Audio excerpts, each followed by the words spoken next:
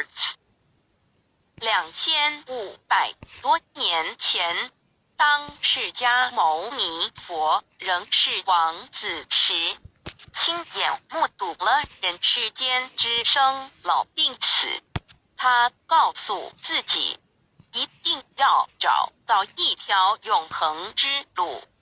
于是他放弃了王位及荣华富贵，四处去找寻名师及永久解脱的法门。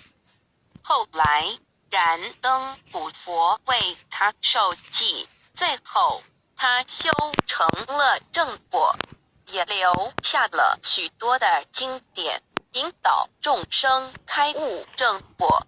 About 2,500 years ago, when Sakyamuni Buddha was still a prince, he witnessed the four sufferings of life: birth, old age, sickness and death. He told himself, "I've got to find a way that leads to eternity." Thus, he gave up his throne and fortune in search for an enlightening master and a way to eternal liberation. Later, he was initiated by Daitamkara Buddha and eventually reached Buddhahood. Sakyamuni Buddha's teachings were collected by his disciples as sutras.